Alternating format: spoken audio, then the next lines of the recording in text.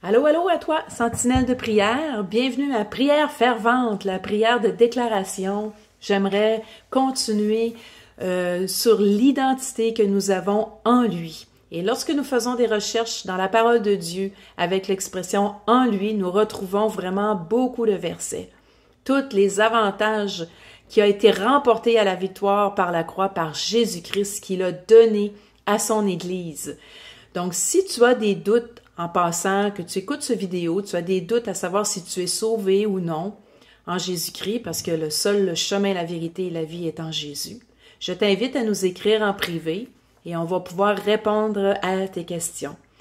Les promesses de Dieu sont pour ses enfants, bien sûr, qui sont nés de nouveau.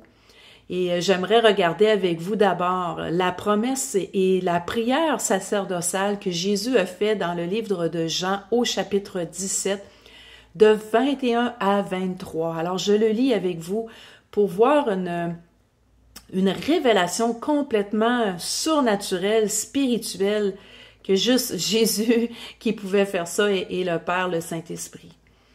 Donc, Jésus dit dans sa prière pour nous, afin que tous soient un comme toi, Père, tu es en moi, et comme je suis en toi, afin qu'eux aussi soient un en nous, pour que le monde croie que tu m'as envoyé. Je leur ai donné la gloire que tu m'as donnée, afin qu'ils soient un comme nous sommes un, moi en eux et toi en moi, afin qu'ils soient parfaitement un et que le monde connaisse que tu m'as envoyé et que tu les as aimés comme tu m'as aimé. Alors, j'ai déjà donné un exemple que si j'ai un pot de fleurs, par exemple, dans ma maison, le pot est dans la maison. Mais la maison n'est pas dans le pot. Mais pourtant, avec Jésus, nous sommes en lui, autant que lui, il est en nous. Alors, c'est vraiment extraordinaire. Et puisque par l'Esprit de Jésus qui vit en nous, par l'Esprit Saint, nous avons toute la gloire qui a ressuscité Jésus qui habite corporellement en nous. Alors, nous allons regarder quelques versets à déclarer, de s'approprier de notre identité grâce à Jésus-Christ. Je commence par les Actes des Apôtres. Donc, il est écrit que en son nom, par la foi, nous sommes affermis. Nous le connaissons et c'est par la foi en lui qui nous donne une entière guérison. Il est écrit que en lui, nous avons le pardon des péchés.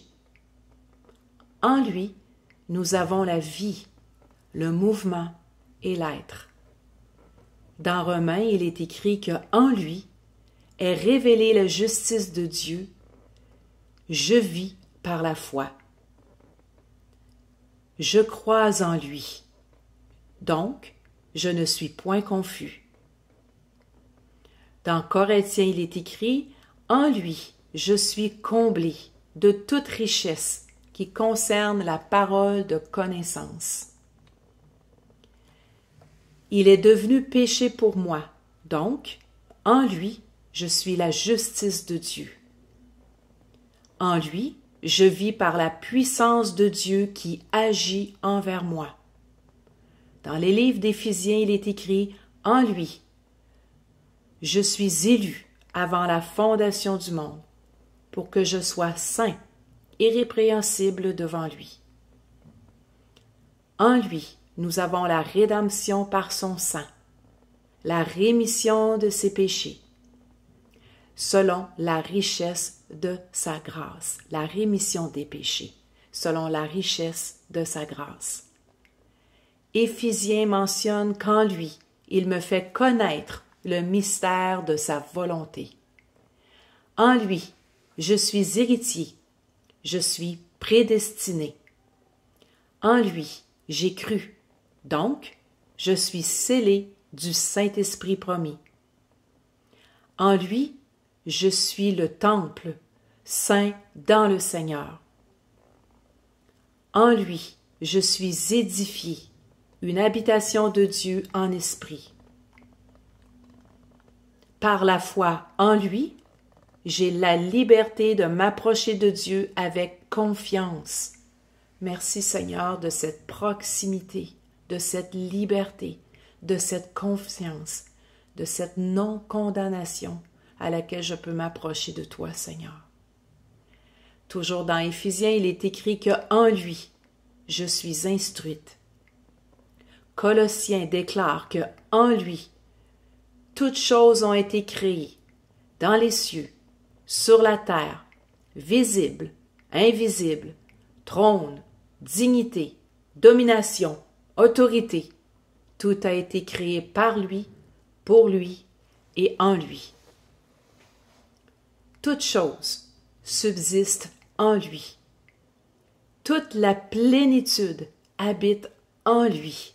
Et j'ai cette plénitude en moi, Seigneur, merci. Je marche en lui, car j'ai reçu l'Esprit de Jésus-Christ.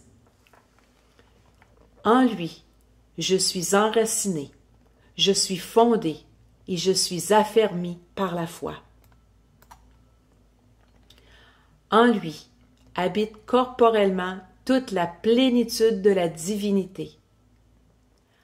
En lui, j'ai tout pleinement. Il est le chef de toute domination et de toute autorité.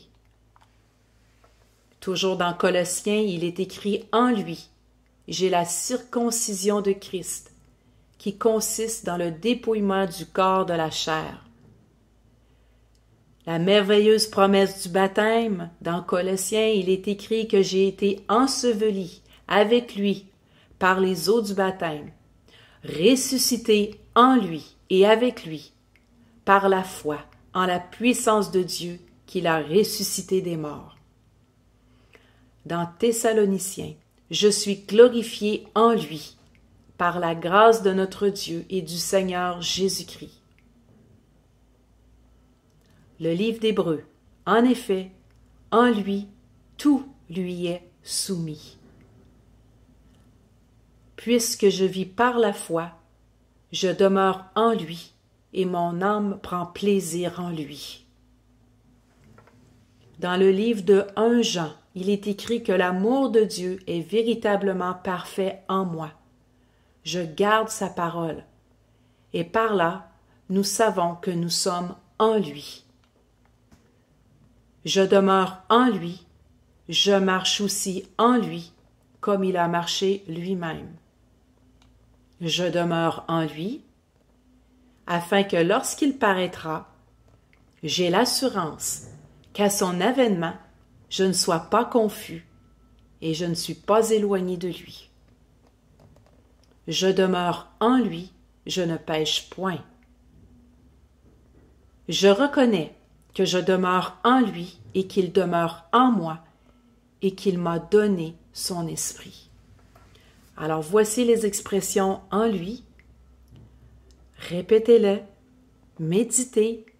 Si vous désirez que je vous fasse parvenir le document écrit, je vais le faire avec plaisir. Soyez bénis et que les nations réalisent toute la grandeur de Jésus-Christ, qu'il est le héros qui a remporté la victoire jusqu'au bout, jusqu'à la croix. Soyez bénis.